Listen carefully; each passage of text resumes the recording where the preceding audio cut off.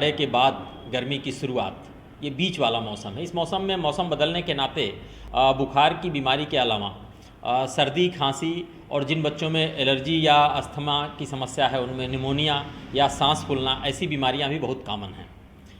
इसके अलावा चूँकि मौसम त्यौहार का मौसम बीता है और गर्मी का मौसम आ रहा है, तो खान पान में थोड़ी भी अगर लापरवाही हुई, अशुद्ध भोजन हुआ, अशुद्ध जल की इनटेक हुई, तो ऐसे में बच्चों को उल्टी दस्त की बीमारियां भी होती हैं। तो इस तरह से उल्टी दस्त की बीमारियां या उल्टी की बीमारी यानी डिहाइड्रेशन की बीमारी और सर्दी जुकाम, निमोनिया, सांस फूलना, खांसी, ऐसी बीमारियां और लू लगने से बुखार होना, हाई टेम्परेचर, हाई फीवर, इस तरह की बीमारियां इस मौसम में सामान्यतया देखी जाती हैं। फूड पॉइजनिंग जो है वो खान पान में अशुद्धि से ही होता है। ऐसे में अगर हम सबसे महत्वपूर्ण बात देखें तो जो सबसे बड़ा कारण है वो ये है कि सड़क पे जो भी खुले में बिकने वाली चीज़ें हैं उसका सेवन करने से फूड पॉइजनिंग होने की संभावना ज़्यादा होती है।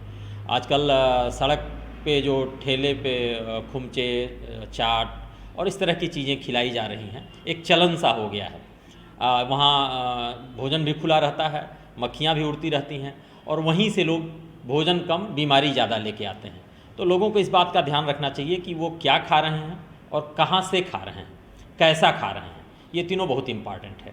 ज़्यादातर बाहर का, घर पे तो आमतौर पे लोग सफाई का ध्यान रखते भी हैं, लेकिन घर के खाने में भी इस बात का ध्यान रखना चाहिए कि भोजन ठीक से रखा गया है कि नहीं रखा गया है और साफ़ सफाई कितनी है, ये महत्वपूर्ण है। तो ताज़ा ही होना चाहिए, भोजन कभी बासी नहीं होना चाहिए, लेकिन ये ध्यान रहे कि भोजन जब भी करा जाए तो ताज़ा तो हो, लेकिन इतना गर्म न हो जो आपके लिए नुकसानदेह हो जाए।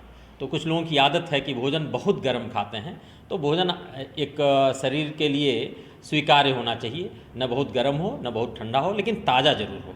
भोजन की स्वच्छता बहुत महत्वपूर्ण है, भोजन खुला नहीं होना चाहिए, भोजन बासी जैसा भी नहीं होना चाहिए और जहाँ हम भोजन करते हैं वहाँ की साफ़ सफाई भी महत्वपूर्ण है, क्योंकि जहाँ हम खाना जहाँ बनता है, जहाँ रखा जाता है, जहाँ भोजन करते हैं, वहाँ की सफाई भी बहुत महत्वपूर्ण है।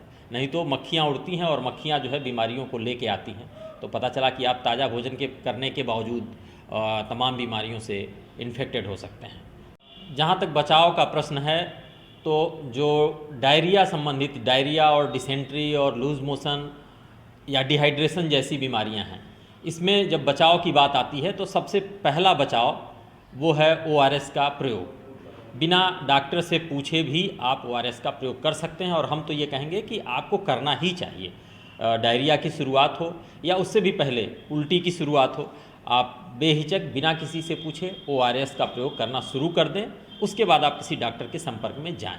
ये पहला बचाव है डायरिया, डिसेंट्री के लिए, क्योंकि इसमें डायरिया तो आप ORS से कम रोक पाएंगे, लेकिन डिहाइड्रेशन से बच्चा बच जाएगा, जिससे जान का खतरा नहीं होगा। इसीलिए ORS को हम लोग ओरल रिहाइड्रेशन सॉल्यूशन तो कहते ही हैं, इसको जीवन रक्षक घोल भी कहा जाता है।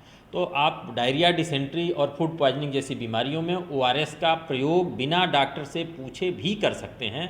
ये एक सामान्य प्रक्रिया है, सामान्य ज्ञान का विषय है। इसके बारे में सबको कॉन्फिडेंस होना चाहिए कि नहीं, ORS के लिए हमें किसी से पूछने की ज़रूरत नहीं। हाँ, ORS बनाया कैसे जाता है ये एक विषय है जिस पे भरपूर चर्चा होनी चाहिए, लोगों में ट्रेनिंग भी होनी चाहिए, क्योंकि कई बार ORS लोग फुटकर में बनाते हैं।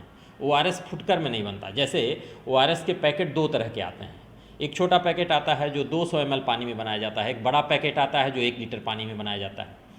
तो जो पैकेट जिस मात्रा में बनाने के लिए बना है उसी में बनाएं। कभी ऐसा न करें कि पैकेट तो आपने बड़ा खरीदा, लेकिन उसको ORS को बनाने के लिए आप उसमें से थोड़ा थोड़ा निकाल के बना रहे हैं। ऐसा करने पर वो ORS उतना कारगर नहीं होता। तो ORS बनाने में ये सावधानी जरूर रखें कि जो भी पैकेट आपने लिया है ORS का, वो जितने मात्रा पानी की उसके लिए आवश्यक है उतने पानी में ही नाप के पानी लें और पूरा पैकेट डाल के घोल बनाएं। बनने के बाद आप उसको 24 घंटे तक रख सकते हैं, वो ख़राब नहीं होता। फिर थोड़ी थोड़ी मात्रा में करके मरीज को पिलाते रहें, चाहे वो बच्चा हो या बड़ा हो। तो ORS से आप बहुत फ़ायदा पा सकते हैं।